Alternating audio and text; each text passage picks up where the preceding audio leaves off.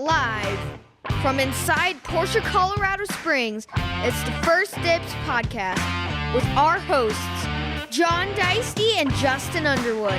Buckle up and let's go for a ride.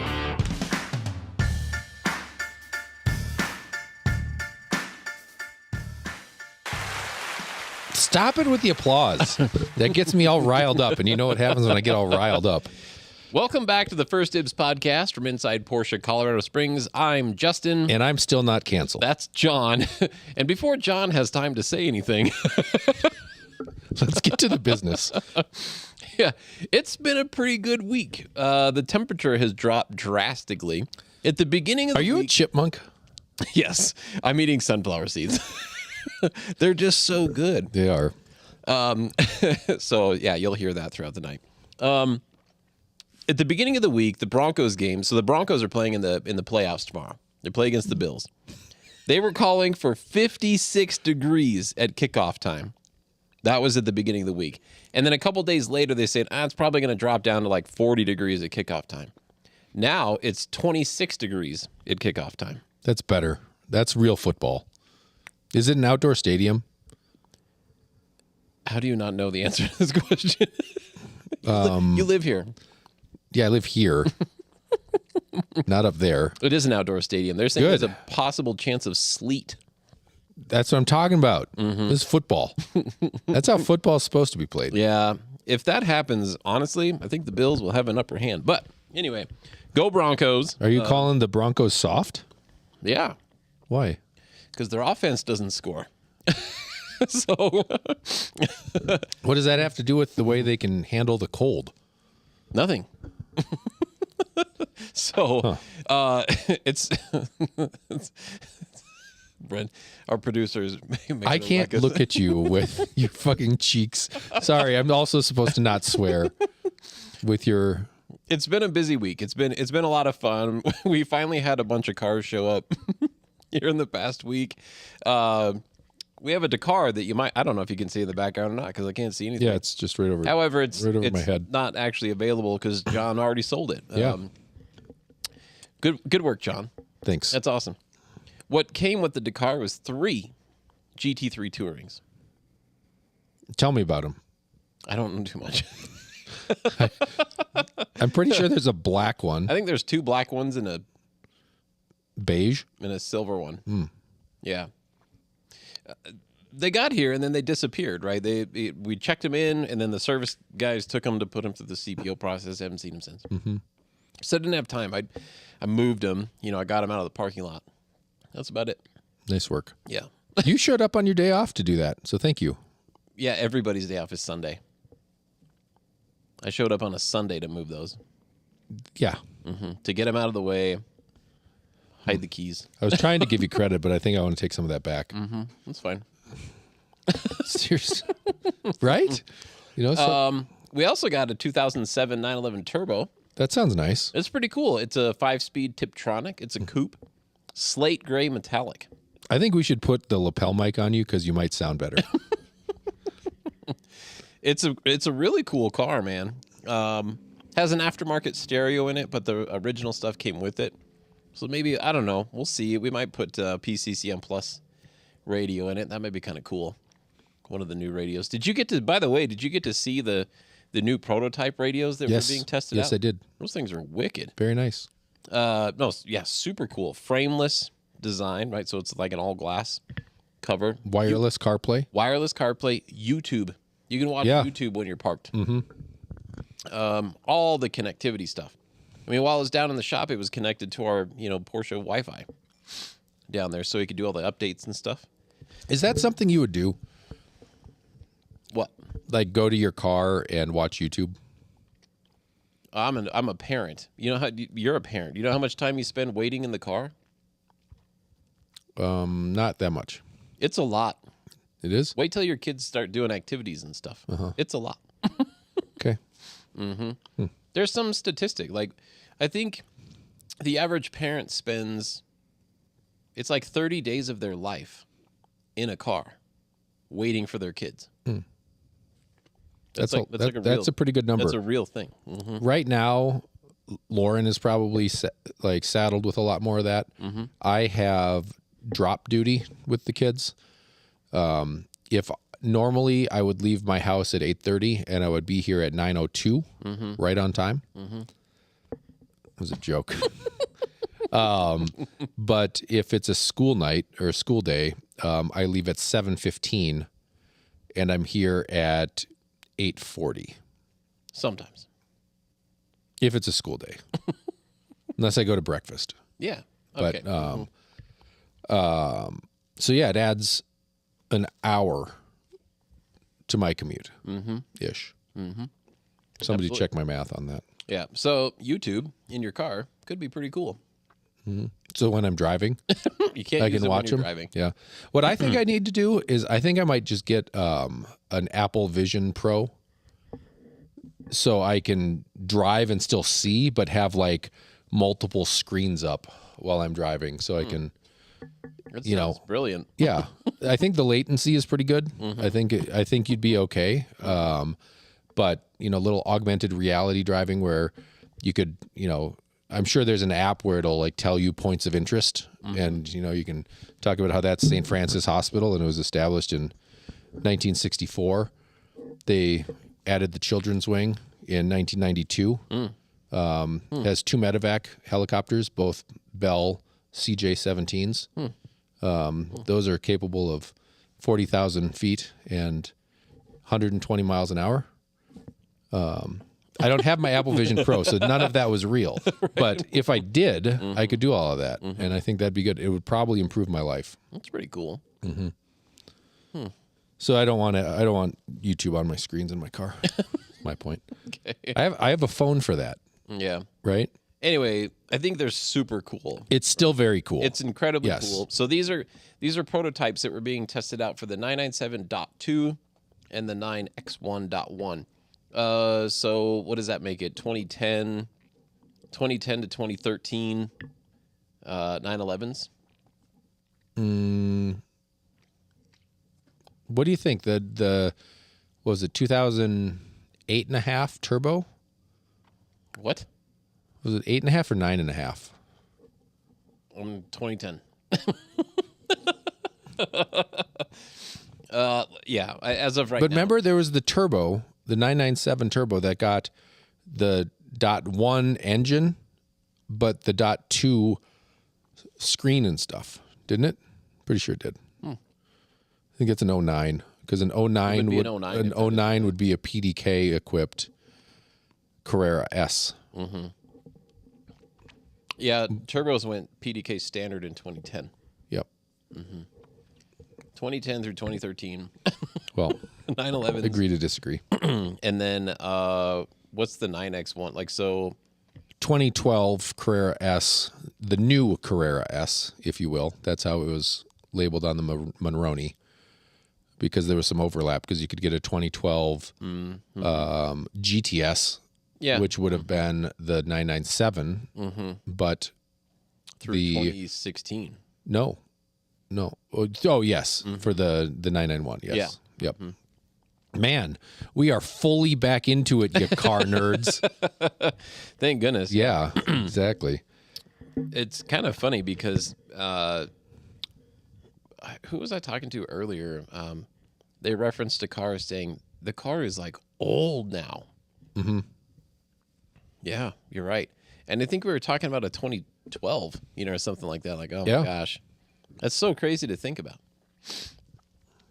How everything has changed so drastically. What decade do you think the most growth happened in the automotive world? In the automotive world Yeah. as a whole, Yeah. So, like, the 70s. you think there was a lot of growth between 70 and 80? Yeah, like when did Toyota come to the U.S.? Was it Honda or Toyota? Who came first? Let's go Toyota. I think it was Toyota. I think that sounds right. Like Toyota Celicas, or what were they? Camrys? They were hatchbacks. You could get them in white or orange or something Corolla? like that. I think it's a Celica. Yeah. Yeah. But when did they come to the States? Yeah, it's in the 70s. So, yeah, I think Yeah, I think that. Well, if it was if it was late in the 70s, then maybe then I would put it in the 80s. It's when they started. To me, it would be when they started introducing Japanese cars into the U.S. And then things really started popping. Because that was an introduction of a brand new type of car, kind of like when Tesla introduced the Model S as a full electric. That was actually a practical all electric. Yeah, yeah, I could relate those two. Okay. Well, and the Toyota, it was a relatively cheap, very affordable, practical car with good gas mileage, and yeah, you could only get it in 2 or 3 different ways. But they exploded, into the. That's not looking for that one. Nobody can hear Brendan, so you have to repeat it. What I would say is, well, actually, the Toyota Crown was exported here in 1957. So And it failed miserably. yeah, it was too nice. Had little doilies as floor mats. It was built for people no taller than 5'6". Right? Yeah. You know what I really liked is those Toyota Crowns that had the flip down middle of the passenger front seat. Yeah. So you could just I could just lay myself right through it. Yeah. That's where it's at. Yeah. That's what we call crash safety. Yeah. Right there. You don't submarine into the dash. So I guess, yeah. I want to say 70s. All right. Think So about it. I think now the let's 80s. how about for Porsche? Ooh. 1963 or 4 the 911's introduced. 64. I think it was introduced Prototypes in 63. 63. Yeah. The 901s are 64. Yep. So 63 through 89 are all the same car. Not well.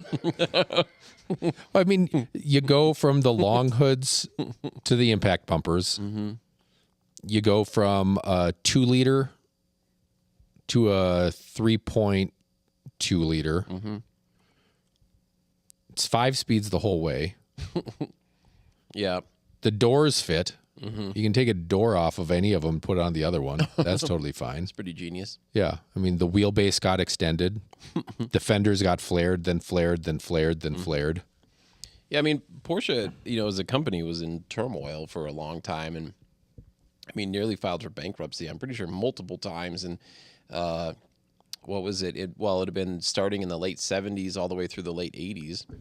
And then when Wendelin Wiedeking comes on the scene, which was like the first non-family member or something to take over and run the whole operation, and he pairs up with Honda or Toyota again. Toyota. Yep. Toyota.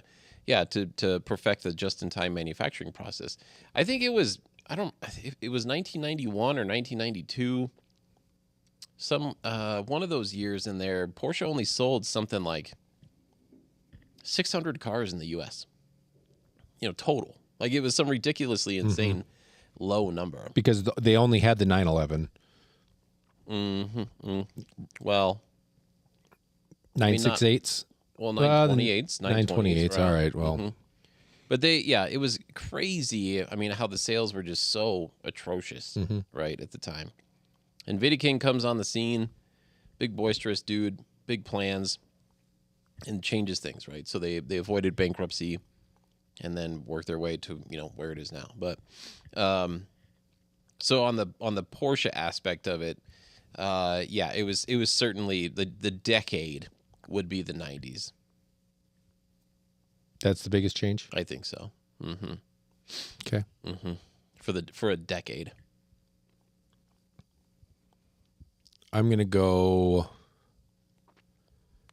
It's the 2010s.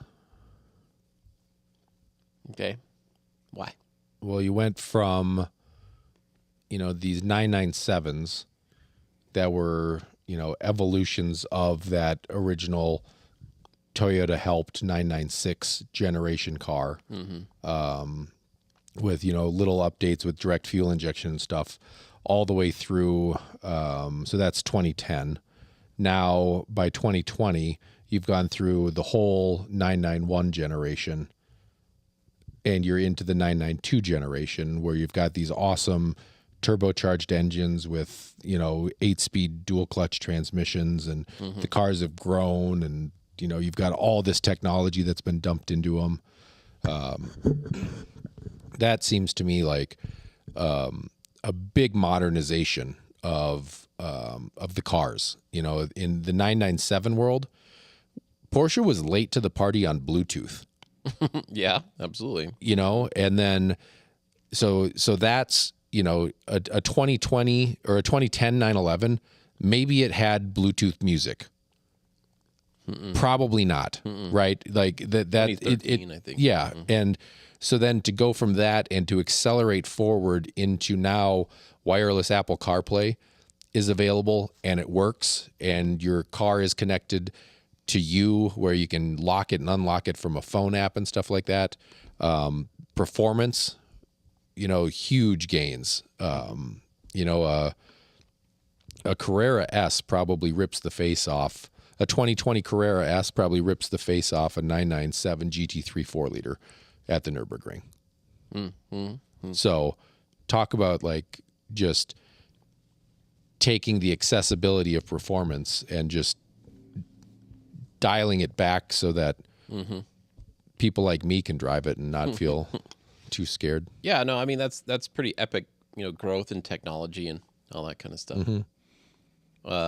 I guess, like a 90, I think we're talking, it's different technology. You're talking about the manufacturing technology. Yeah, I'm thinking growth of the company. And growth of the company. And I'm thinking about probably the fruits of that labor a little bit more. Where like a 90 911 would have been, 250 horsepower? Is it that much? 230, 245. Yeah. Yeah. And then a 99 would have been, 300, 296. So a little bit. So anyway, agree to disagree. Another cool car that came in just recently. We still doing business? Yeah, it popped into my brain. Oh, good. It's a 2022 Panamera 4 e-hybrid Sport Turismo. That showed up about a week late. Had that been here when I got my new car, Let's get yours lemon law. Let's wait. We'll see. You know what got me? Rear axle steering. Panamera hybrid with rear steering. You don't need anything else. That's the only option you need on that car. They come standard with Sport Chrono. It's got heated seats front and rear, 4-zone climate control. Yep. Power steering plus for your 4-wheel steering. Man, those are the jam. That's a great That's car. a great car. Cherry metallic. So remember the 2020 Targa 4 Heritage Edition? Yeah, the Targa Forest Heritage Edition. The cherry metallic was like the flagship car, right? Yeah, same color. Super cool. I mean, it's beautiful. And black Mojave beige interior, I think. It was owned and ordered by one of our longest term Porsche enthusiast people here in town. I mean, they were driving Porsches well before the dealership was here. So, I mean, it was cared for. And yeah, spec'd out really well. Like 25,000 miles? Yeah, 22. Something like that? Yeah. What a thing. Oh, super nice. Hybrid version, about 460 horsepower. Maybe, I think it's 455 maybe. It's a lot. It's the 3-liter turbo 6-cylinder. A 22, you're probably getting 35 miles on all electric range. Yeah, it's 130 horsepower on the electric motor. They just become so many cars. I've talked about our hybrid Cayennes a bunch, and how much we love those. And for it to be something that you can just sneak out of the house and run all your errands and not have to worry about it, becomes amazing. But then you also get, the flexibility of if you want to take it on a big long road trip, you just do. And you don't worry about finding a station to charge up at. You just go. Yeah, just go. Yeah. That's a big win. I like that one a lot. That's a great car. What else popped into my brain as far as a car that showed up? We got a question about this.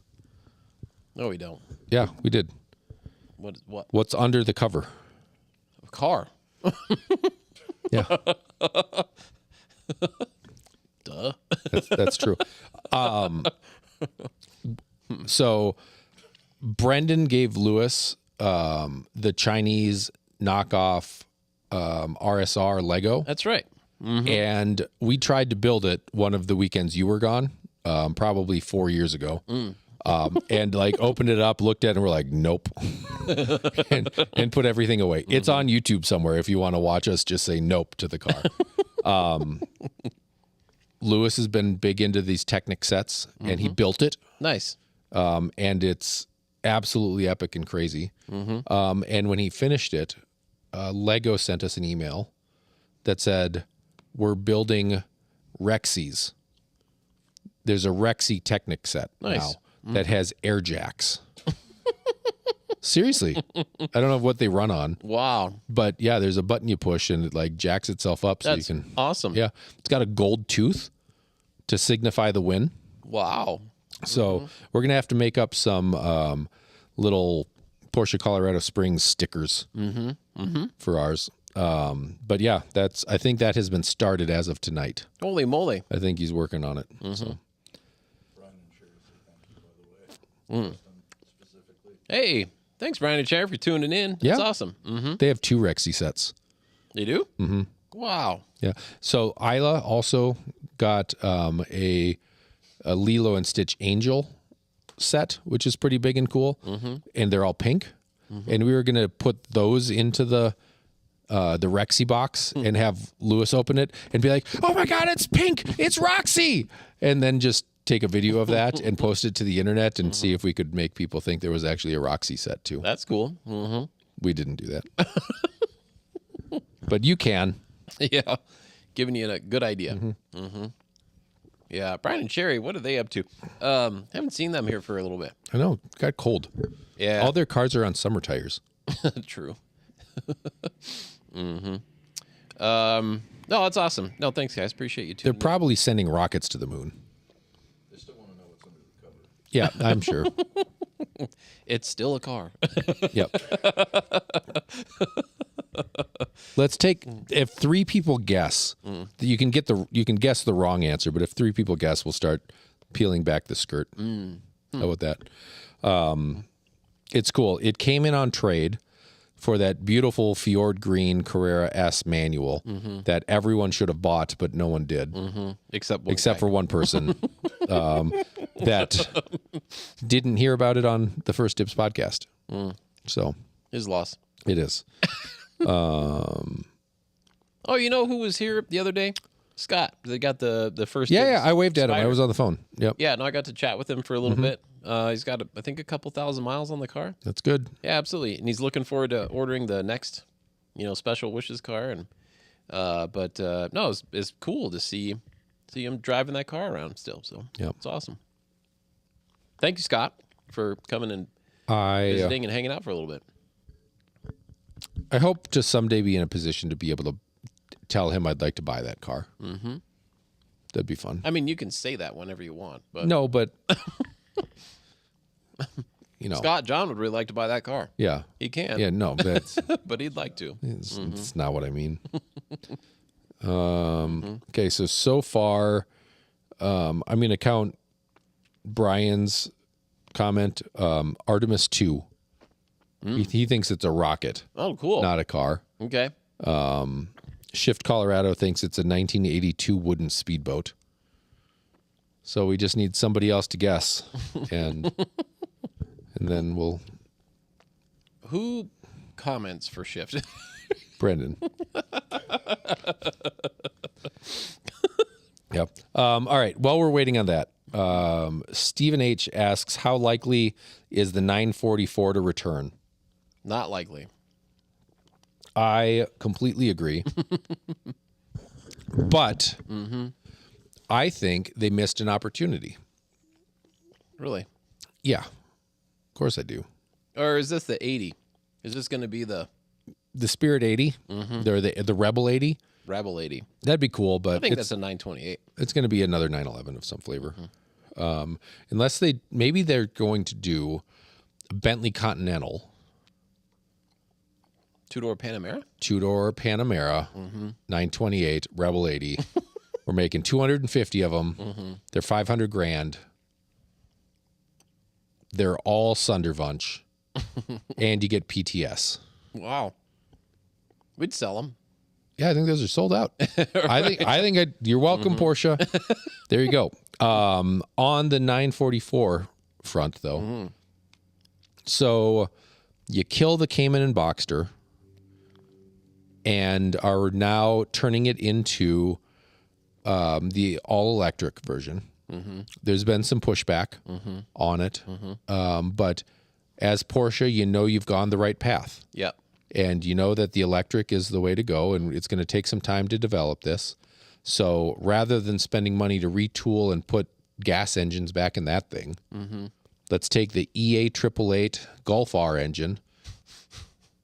Let's take the Macan 7-speed PDK. Okay. And let's come up with some kind of little front engine, longitudinal 4-cylinder rear drive, 2-door sports car, AKA the 944.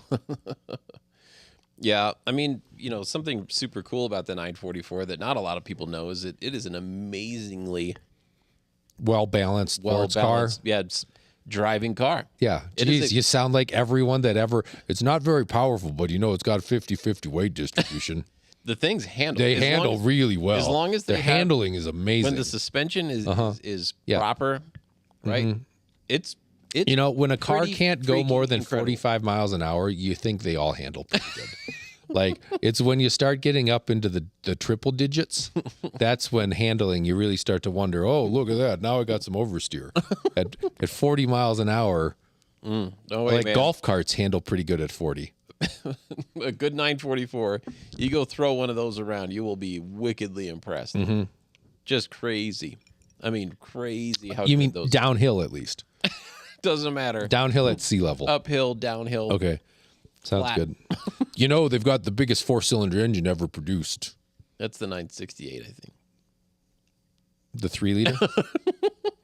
No, I think it was. It's the 968 has an intake that is greater than 100% efficient. Oh. It's like 103 or 104% Yeah. efficient.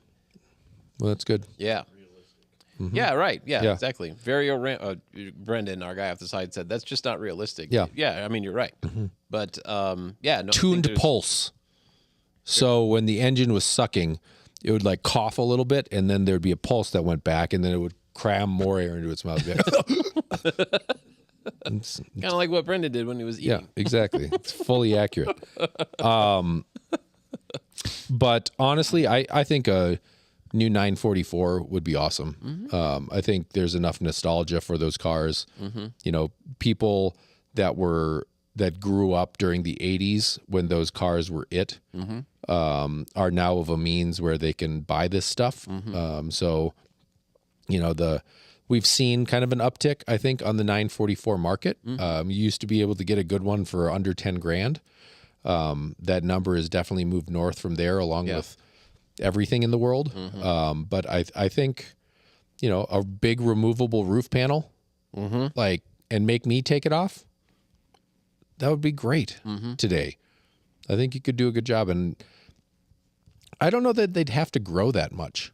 If you made it the size of a modern Golf R, that's about the size, it would have grown a little bit from a 944, but it's still a pretty small package. You could probably have it 3,300 pounds. Yeah.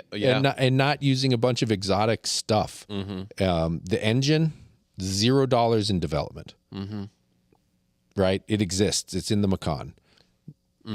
Yeah. So, that's there. The transmission, sorry, manual people, we're not going to develop a front engine, manual transaxle. transmission, but there's a 7-speed dual clutch in the Macans that's fully available. You could probably honestly make it out of the Macan platform.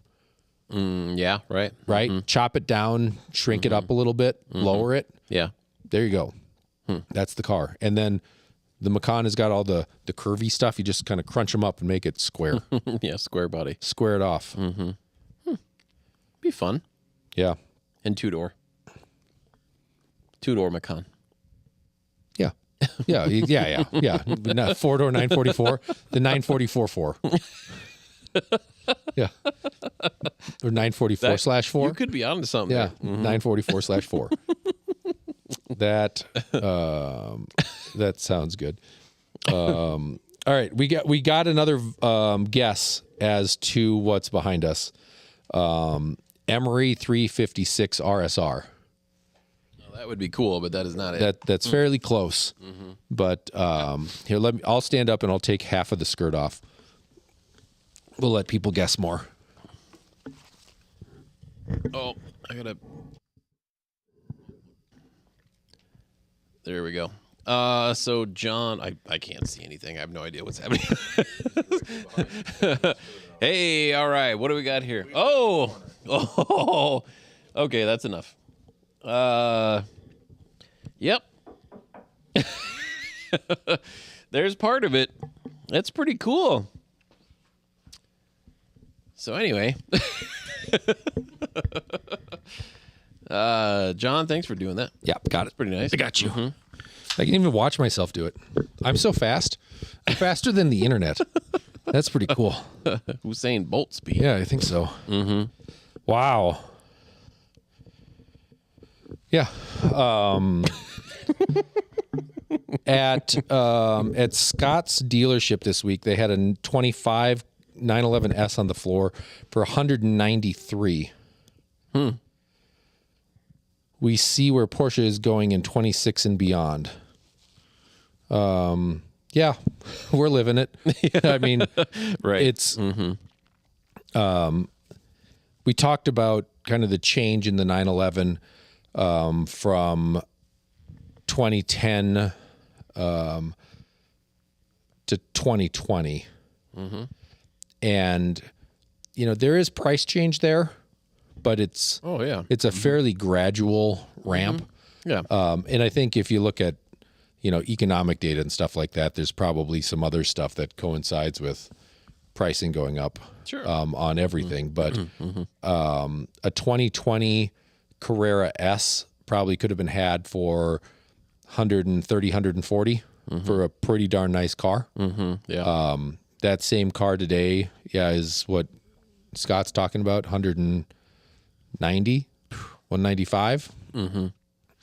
So, yep, their prices are going up. Prices are going up. Yeah. And I don't know. So right before the show, something that you had mentioned is, and I think we've talked about this before, but cars that are undervalued, like we've done undervalued, underappreciated, Yep. stuff like that. And I think it's a great topic to kind of continue, or at least talk on, once in a while. Yeah. I'm looking right out here. 2019 GT3 RS. It's the most powerful naturally aspirated car we've built. Okay. Oh, okay. Yeah. Production car. Yeah. Yeah. I mean, the new GT3s are less. The new RS is less. So that's kind of a pinnacle, Yeah. right? It's got cats, Yeah. but it doesn't have any particulate filters. It's like, It's the .2. Of yeah, that. and it's the most uncorked that engine has been. And they've been able to make tweaks to kind of keep up with stuff, but that's a really special car. Very much so. And I think it's the most streetable RS they've ever built. Yeah. I mean, yeah. A 4-liter is amazing, but like that's a notchy manual. That's a pretty heavy clutch. That's heavy steering.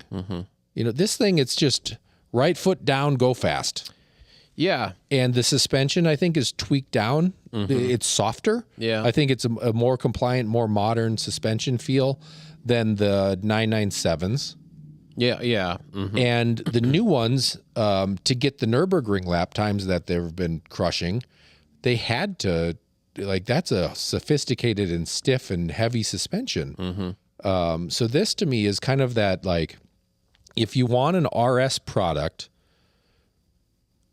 to drive on the street, to me, it's that and Spider RS. Those are the best two. Yeah, Spider RS. Spider S is fantastic too. But this is. I think there's people that look at a Spider RS and think, I don't know if that's an RS product, right? It doesn't have a big goofy wing, right? It's a different mentality. Whereas this is a full-blooded 911, and it's the top dog. You can't argue with that, Right. Well, okay, you can. There's a GT2 RS, but yeah, come naturally on, aspirated. yeah, check that thing out. That car is under 300 grand. No, yeah. I was going to point out this is a non-Visoc car, so Yeah. I think this car is one hellacious. Oh my deal. God, what a thing! Yeah. Yeah. And so simply because it doesn't have the Visoc package, I mean, it's quite a bit less, right, than a car that's with it. And you don't get a carbon fiber hood or a carbon fiber sway bars, Right. and your car weighs a grocery shopping trip right. more. Right. Yeah. Yeah. No, What a no, car. I agree. I think that's pretty amazing. Yeah, and it's still a lot of money, but I think that is an undervalued car right now. Yeah. I yesterday, or maybe it was it was just today. Someone brought up 2014 911 Turbo or Turbo S. I think those are drastically undervalued cars. I think Which one? 2014, 2015 911 Turbo or what Turbo are those? S, either one. 125, 150 Yeah. for a nice one. Yeah, And I think the bang for the buck factor and the look and some of the technology, even though it's obviously out of date now, however, at that it's still good. yeah. right? It's still Oh, nice and stuff. you can classic radio it eventually. Yep. And then I mean, extremely reliable, right? So the car that you're getting for the money, I think that is a very undervalued. Yeah, I would agree with that. Stephen had a question, a follow up on his price point on the Carrera S at 193. Would you do the Carrera S or a Spider RS for a little more? I think that really depends on what you want to use it for. But one thing I will say is that beautiful Fjord green Carrera S with the Heritage interior and a manual transmission that was custom ordered by someone was traded for a Spider RS. Right. Yeah. And to your point, depending on what you want to use it for. Yeah. Right? Like if you want to drive it every day, Spider RS is. You can. Oh, you could do it, but I would pick a 911 to drive every day. Yeah. Yeah. So, but yeah, I mean that's a good point though. Do you spend just a little bit more? So yeah, to the point of John, depending on what you want to use it for. Yeah. If it's purely for fun, I'm going with the Spider RS. Spider RS. If I'm using it to get to work and do my fun drives on the weekends and I'm in it all the time, I'm definitely going 911. Yep. I think that's that tracks with Just mine. get both. Yeah. Right. Clear out the space in your garage. Get both Yeah, get a lift. Lift's $5,000. or less. Brendan says more. If you want a really nice one. Well, I need a winch with some like tire straps. Right. Put the Volvo up there. It's got 50-50 weight distribution. It should be fine if you just jack it up. I think that's true. I don't know that your rafters are engineered for that, but We'll find out. Other underappreciated stuff, undervalued stuff. I think 991s are a little undervalued right now.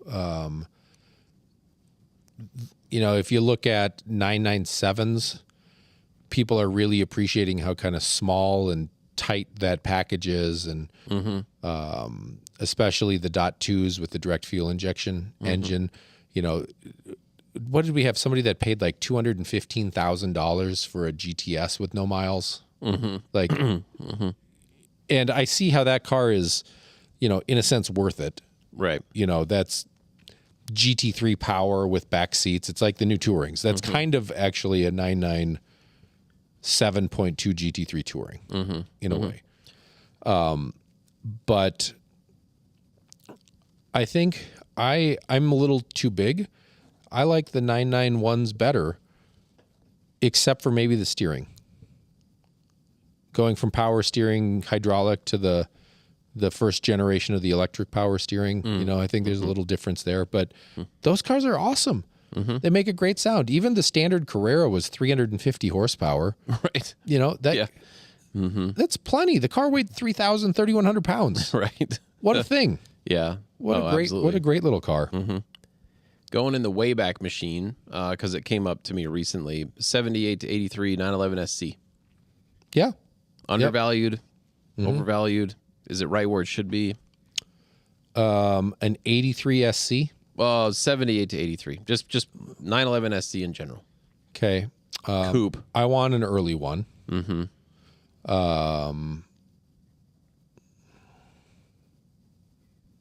What's $100,000 by me in an SC? Nice car. Like a really nice car. Very original, sub 100,000 miles. Yeah, I mean, a really well sorted car. 100,000 does. I think the majority of SC coupes out there, majority of SC coupes are going to have 130,000 plus miles on them, and be in, I guess it would be good condition, not excellent. So between fair and good. But I think the majority of those cars are ranging from kind of call it 55 to 75,000 is where the window of that car really lies. I think there's still a little light. I think the long hoods are also probably a little soft right now. And I would still prefer a long hood over an SC. But I think at $100,000, if you could have a really nice SC, I think that's money in the bank, and the driving experience stacks up with it. And the reliability and the maintenance costs and things like that. I think that stacks up with $100,000. Because it's enough classic where you don't have to be going so fast to enjoy it. Yeah. But it's modern enough where you're going to go to the garage and turn the key and it's going to start. And if you have to jam on the brakes, it's going to stop. I think that's a good number for it. Do I see it being a $200,000 car in the next decade? No. But I don't know. Yeah. Yeah. The SC for me, I think it's kind of right where it should be. Yeah. But I think it's got room to grow. I think there's got a lot of a really good upside potential. If you buy one for 55 to 75, I think you're so safe. Oh, totally. But buying the nicest one at 100. Yeah. Keeping in mind, if you're buying one for 50, 55,000, you're buying a driver. Yep. If you're buying one for 75,000, you're buying a really nice driver. And if you're paying 100,000 for one, you're getting a take couple it to owners, very well cared for, booked full of documented, maintenance. all kinds of stuff. Which one would you buy? The driver. Yeah. So you'd have I think you'd have two for 55 versus one for 100. Yeah, I think the driver drives better than the one that's been perfectly tended to its whole life and only driven 35,000 miles. No, the car with 140,000 miles on it and it's a little bit ragged. That's a fun car, right? You can have a ton of fun in that car. And with the valuations of things just going so crazy, here in the last few years, it's become conversation more and more times now of people saying, I don't feel comfortable driving it because of it. Because it's gotten worth so much. It's worth too much. I respect that. I appreciate that. It's just a bummer. Yeah. It's just kind of bummer.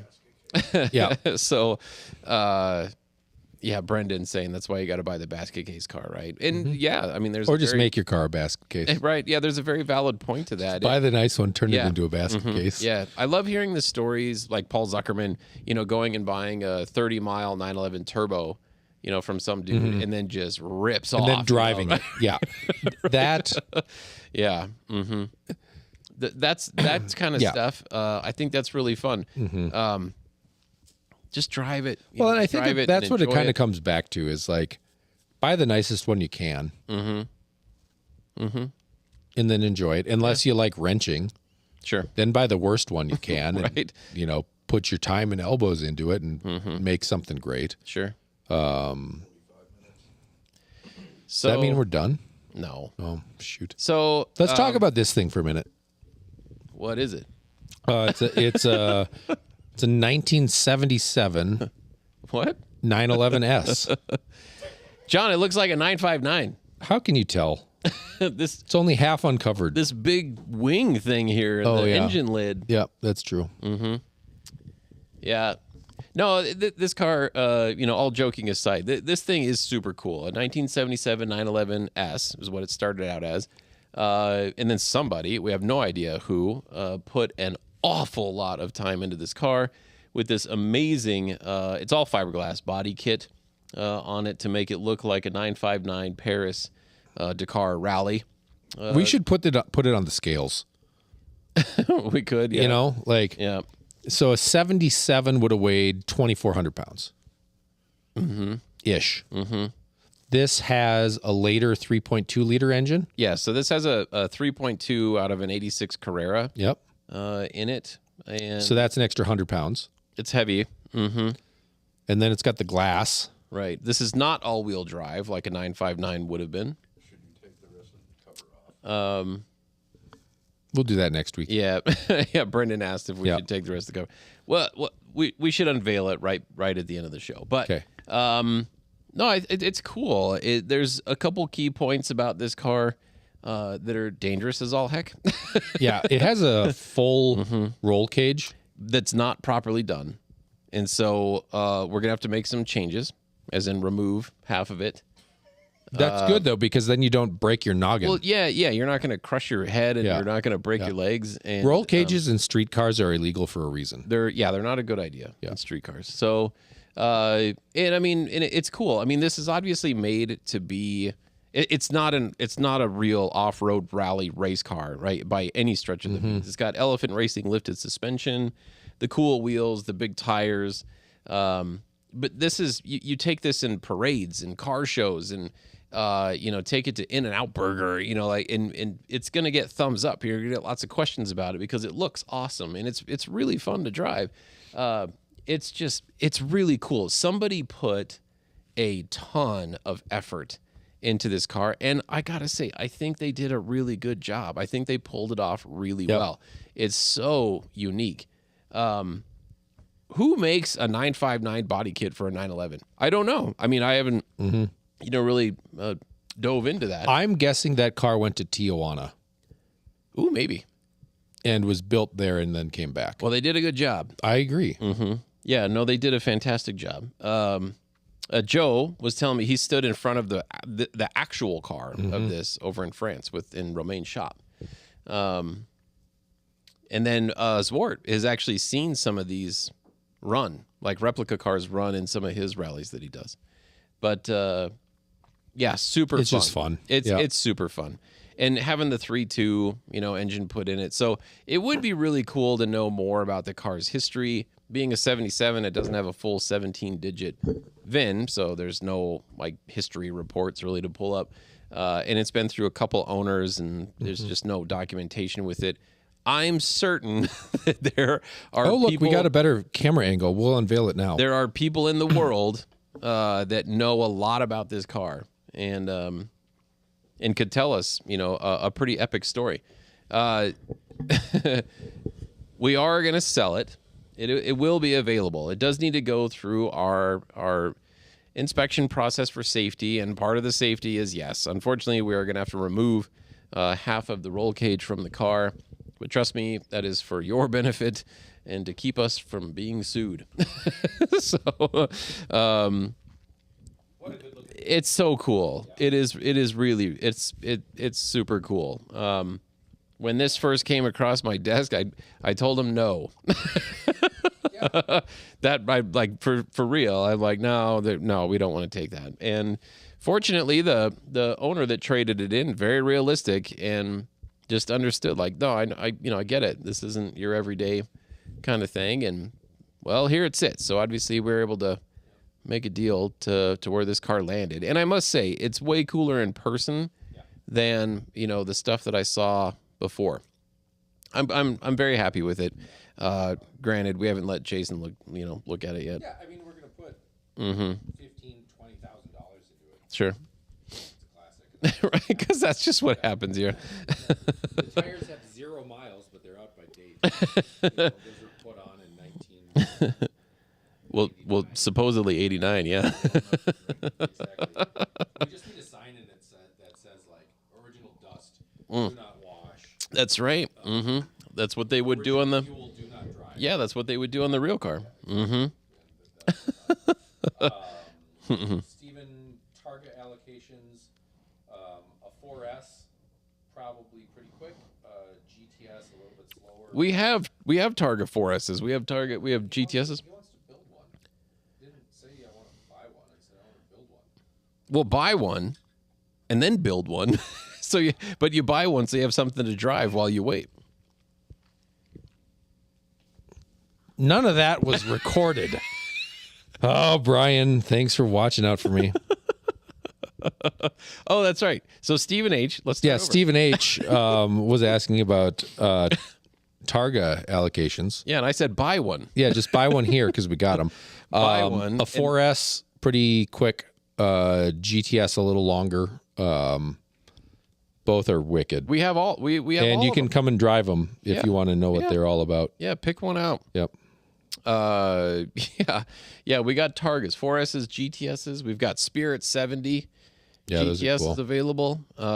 We have GT3 wing cars, touring cars, Spider RSs, GT4 RSs, Turbo S's.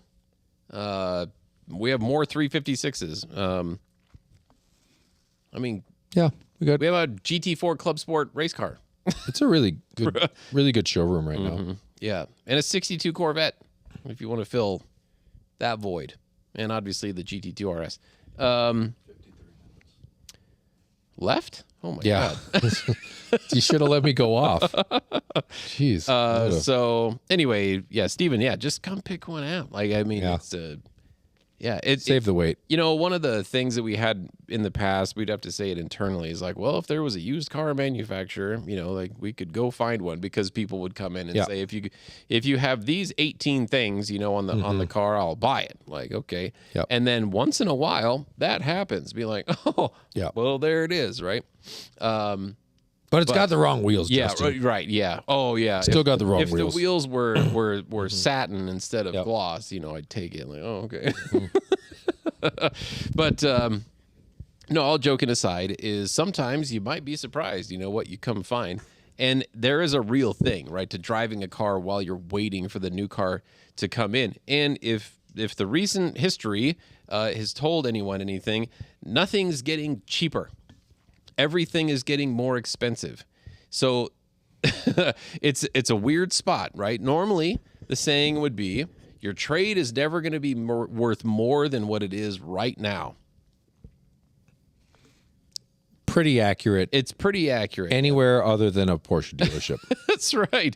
That's right. If anything, your trade... Is how old is your trade? Is it 10 years older? Right. 10 years or older, it's going to be worth more later. It could be. Unless if it has 2 doors Yeah. It's a bizarre time. and is in a 944. What I would say is that the trades aren't coming up as fast as the Yeah. cars that are available for sale. Yeah. So I think take advantage of it. And it might sound ridiculous just because we keep saying the same thing over and over again about how much things have become.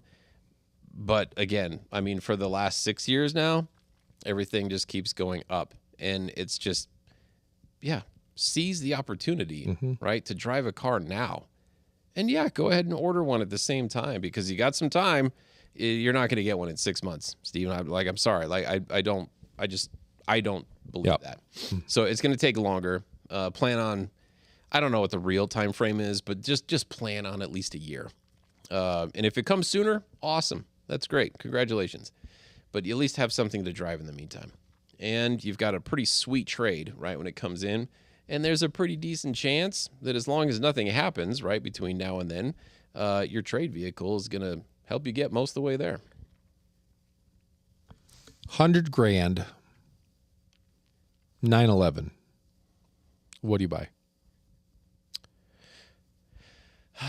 2 911 STs. Okay. $100,000 911. The car that I would be chasing is, if you could get it, would be, I don't know if you could find it, but it would be a 2010 Carrera 4S with a manual transmission. Yeah, that's a good choice. I don't know if you could. It'd have to be. They're out there. Mm-hmm. Yeah, but I think you're right. They're probably $100,000. Yeah. I mean, so it'd have to be a car with some miles and. Yep. I just found a 15 Carrera S rear-wheel drive. 23,000 miles. 106. Wow. That's pretty amazing. Undervalued. Yeah. 2015. Yep. Jeez. That's a car. Let's go find some of those. Yeah. Joe told me we should, if there's a car you want to sell, go find them. Mm-hmm. So let's go hunting for 991s. Mm-hmm. If you got 991 and you want to trade up. Or if you just want to sell it. Yeah. Any of those things. Yeah. But mainly if you want to trade, because I'd like to make some money. Right. But yeah, trade it for that thing. Mm-hmm. Yeah. When it's available. Okay. Thanks for listening to me last week. Yeah. Thanks for listening to me this week. Mm-hmm. Thanks to Brendan for putting up the prompts and keeping us on track. Mm-hmm. And I think we'll be back next week with more car content. You never know. Porsche car content. You know there's like 7 days between now and the next episode, right? Right. Lots can happen. Lots will happen. Lots can happen. Mm-hmm. Maybe next time it's you. Well, I'm hoping the Broncos are in the AFC Championship. Okay. And let's see, what else? Oh, I had a great week with one of my best friends, Josh. That we grew up together, and he took a job. He lives in Wyoming. He took a job that is based out of Denver, so he spends a ton of time in Colorado. And he took me up, on the offer where he could just stay, at my place, because he was going to be in town like every day for the week. We had a fantastic time. So Josh and family, hello. Thank you so much for spending time with me, and I hope to see you again in the near future.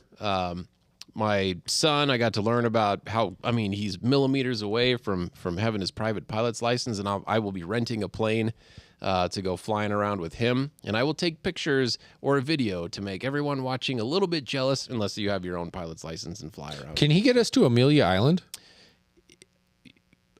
Maybe. Like it might take a while. Whatever. It would be like in a Piper. Yeah, that's fine. But so this week has been a ton of fun. The weather's been fantastic, and I'm looking forward to a really fun, busy day tomorrow. Who knows? Maybe we'll see Ryan and Sherry tomorrow. Maybe they'll grab some more friends and come on down and check some stuff out and pick up a couple tourings for themselves. But in any event, now, John, you hit the nail on the head. We really thank you for keeping on tuning in, and I look forward to talking to you more next week. Yep. The best part about this is the interaction. Mm-hmm. Like the podcast before, we could play music, which was nice because it kind of got us in the mood, got us going. We could like jam out to something. Mm-hmm. But now being able to talk to people about all of this stuff, it's really fun to get people going back and forth. So thank you all for tuning in live. If you don't know how to do that, First Dibs Podcast on YouTube, or just text me 612-961-2381 and I'll shoot you a link. So to his OnlyFans. That's another episode. It's not mine. Good night.